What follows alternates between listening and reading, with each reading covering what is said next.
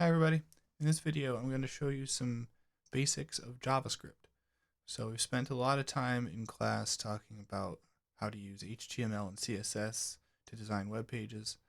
And the last component of front-end web design, that is the front end meaning the part of the website that you can actually see as the user.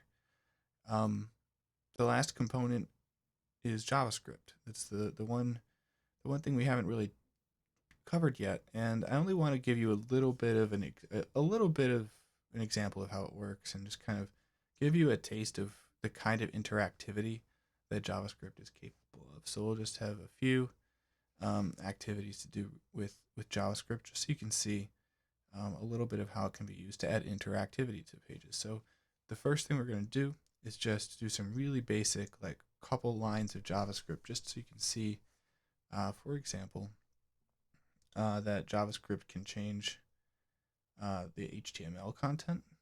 So if I click this button, it'll literally just change the text. It can also change like attribute values. So like the src attribute, like the source of a picture. If I have two different pictures, a light that's on and a light that's off, and I can switch the lights on and off.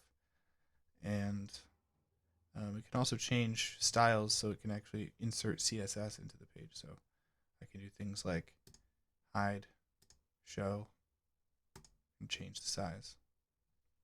So we'll go ahead and create that page, and you'll see a little bit of how JavaScript works. So the first thing we'll need to do is add some content that we'll be modifying. So I'm just going to add, I'll just add an H1 at first. It just says,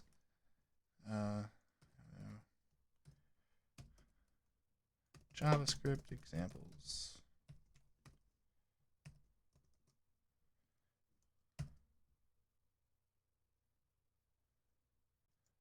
I'll add a paragraph tag. I'll give it an ID. This will be the first demo, so I'll call it demo1. We're going to need that ID later to select, just like in CSS, where we use IDs to select things, to add styles to them. You can also use IDs to select things to affect them with JavaScript. So I'm just going to give this one kind of a label. I'll say JavaScript can change HTML content.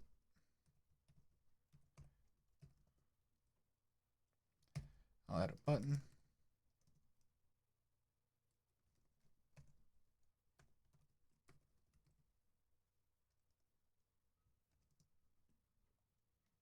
And then I'm going to add for this button an onClick attribute, which is basically going to be what it does when it's clicked. And this is where you can actually, there are two different ways you can run JavaScript code in this kind of situation where, for example, a button is clicked. One is to just insert the JavaScript code right here. So if it's a really short piece of code, you could just say, when this is clicked, run this code. Another way to do that is to link a script. So I'll actually show you both. So I'll write something in a linked script, and I'll also show you an example of just typing it directly into the onClick property. So I'm going to just type it right here and say document dot get element by ID, and make sure you spell that exactly the same way I did. So lowercase g, capital E, capital B, capital I. Capitalization matters in this case. If you don't spell it exactly the same way, case sensitive, it will not work. And then what we're going to do is just type in the ID that we want to select. So in this case, demo1. So this is just selecting. This is just the way JavaScript selects items by ID. Right? Document.getElement by ID just means get the element in this document by ID, and it's selecting demo1. Then we're going to say dot inner HTML. Pay attention to case sensitivity. Equals, we'll just add some text. So hello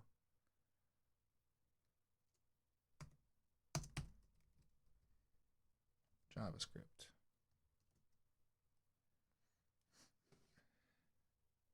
And I've been using a bunch of double quotes. I actually need to fix this somehow. So what I'll do is I will put single quotes here.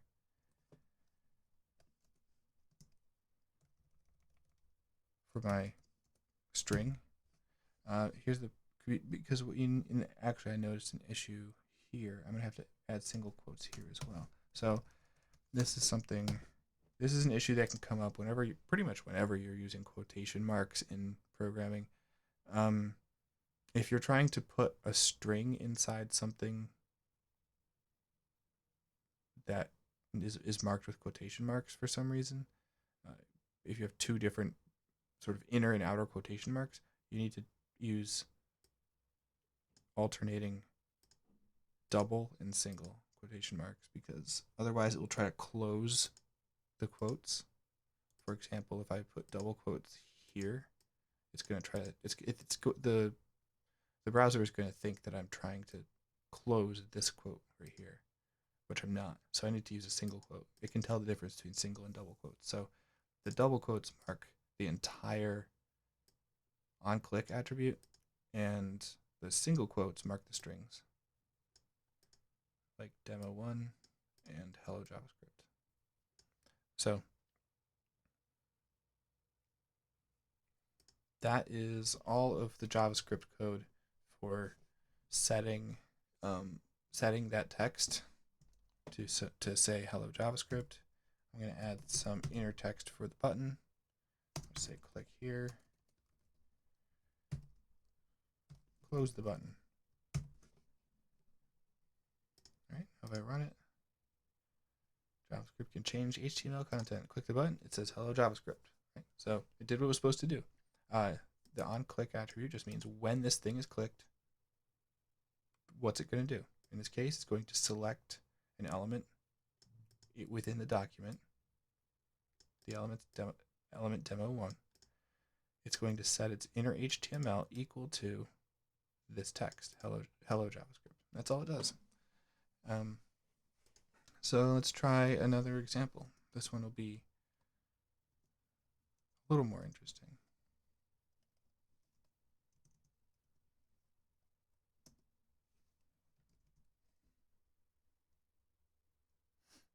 For this one, you should get the provided light bulb images.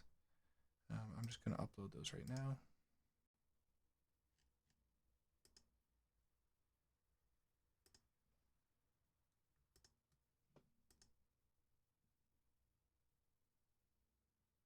All right, so the light on and light off images will be the images that this will be able to switch back and forth between. So now I'll just add another like sort of paragraph tag just to act as a label.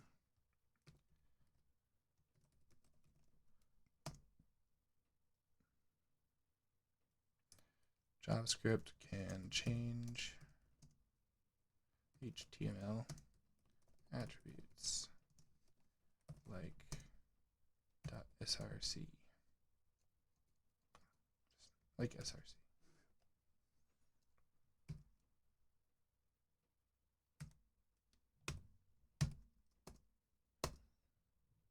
I'll add another button. OnClick equals quotes, and let me just finish my buttons first before I go adding script. So I'll say one's going to say turn, I don't know, let's say on.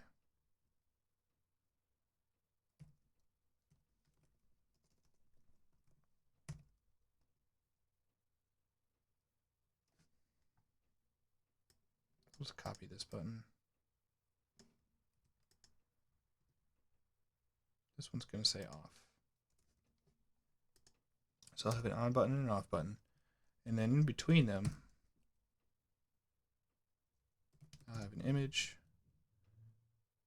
I'll have to give it an ID.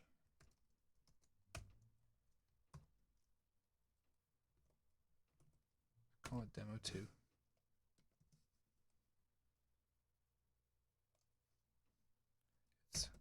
Its source attribute will be light off.gif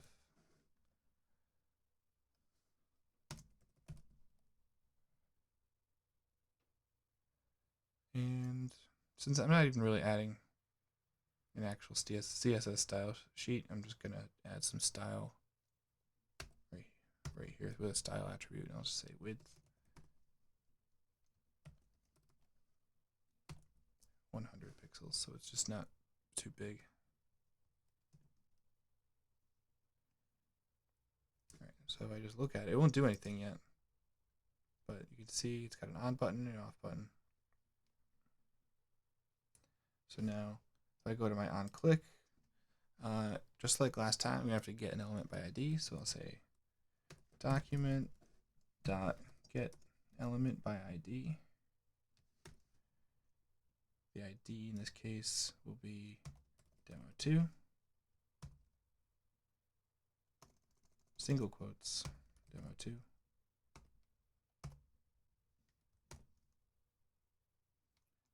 .src. So this time for that element, I'm going to set its src, its image source attribute, and I'll set that to light. This is my on button, so I'm going to say light on .gif.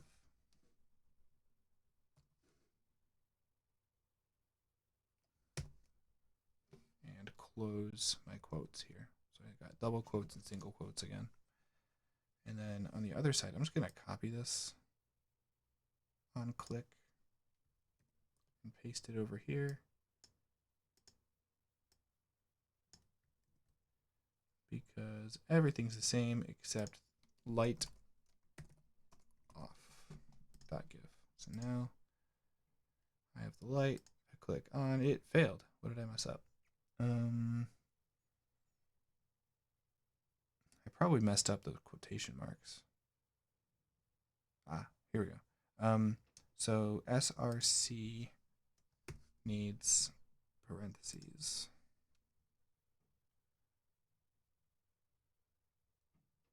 I believe. Or does it just need an equal sign? No, I just need to say source equals.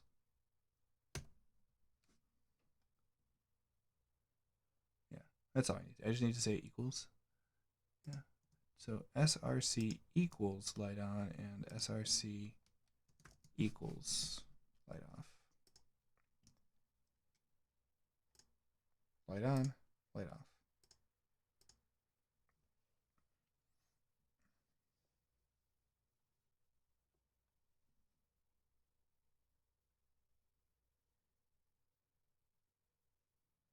All right, and then the last thing I'll do is I'll show you an example of using an external script, and I'll use that to just change some change some styles that would otherwise be part of CSS. So I'll create another element, paragraph element, ID equals demo3.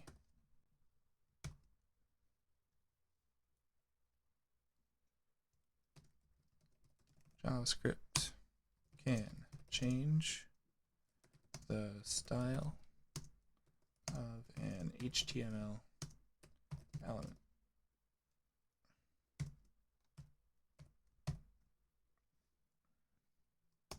Now I'll add a few buttons.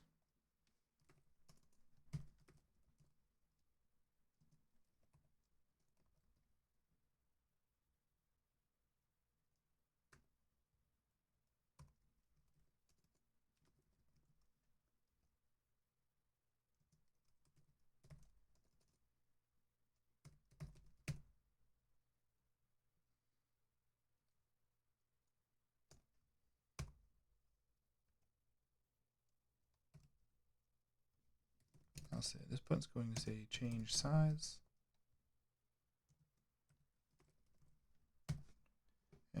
make a couple more buttons.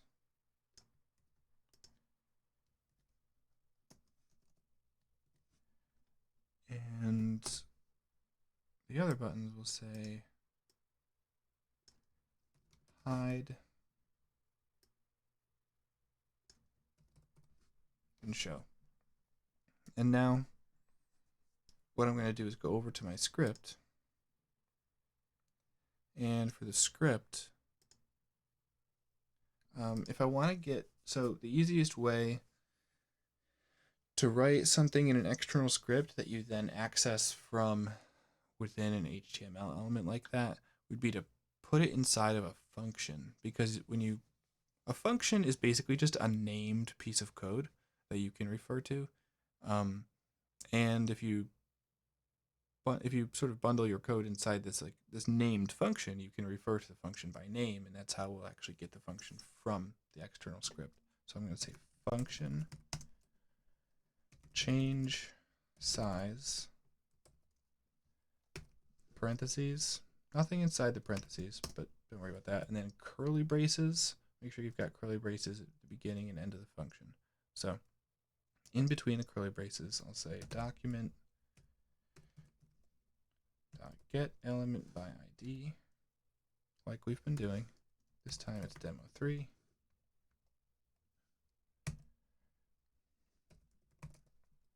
This time we're going to set .style, which is something that would normally be set by CSS, right? CSS is a style sheet. It affects the style of the page. Well, we're going to set a style attribute using JavaScript, and we'll think about some of the styles that you would set in CSS. One of them is font size, so we'll just say font size equals default is like 12, so I'll make it bigger. I'll say 35 pixels. And then put a semicolon at the end of your line. In JavaScript, it might not actually matter because there are no additional lines in this function. It is the end of the function, but it's just good habit to get into. An expression in JavaScript is supposed to have a semicolon at the end of it. Any kind of command like this. So I put a semicolon at the end there. And then I'm just going to copy this a couple times because it's all the same element, just doing different things to it. So there will be another one that says hide, another one that says show. So I'll use those for the function names. It's still getting each one of these functions is going to get the element demo3. However, instead of setting font size, I'll say display, and to hide, I'll just change that to none. So display none makes something not display, and then I'll say display block to make it display again. So if I go back to my HTML, what I've still got to do is I've got to put the function. That's why we named those functions. I can put the function name inside the onClick. So instead of busying up your HTML with lines of JavaScript code, you can refer to functions. And the longer your functions get, the more valuable that is. The more JavaScript you have, the less practical it gets to put it in your to actually put it in your HTML. This is actually fairly uncommon. Usually scripts are a bit longer than one line. These are just super simple examples. So I'll say on click what I like it to do. I want for change size, I want to call the function change size. I have to make sure I spell it correctly. So it's lowercase. This is just a JavaScript convention to start names of things with a lowercase letter, and then if you want to sort of separate out the words, you can use uppercase letters to separate out the words. So like I used an S to mark the beginning of a new word for size. That's just sort of JavaScript convention. It's the way it's typically done. You can also use underscores to separate out words. You don't have to. The program isn't going to break if you don't do that, but as long as you spell it one way, you do have to spell it that way consistently. So I'm going to say change size. And then this one was hide. And this one was show. Remember so the parentheses go at the end because it is a function. Functions need parentheses at the end. Sometimes information goes in there, like inputs for your function, but we don't have any inputs, so we're not putting anything in there. But the parentheses still have to be there. That's how JavaScript knows that it's a function. So make sure you spell with, case sensitive spelling, and put your parentheses at the end for calling a function. That's what it's referred to when you use a function like that. It's called calling a function. So, all right, I've got my 3 buttons. I can hide, I can show, and I can change size. So there's your introduction to JavaScript.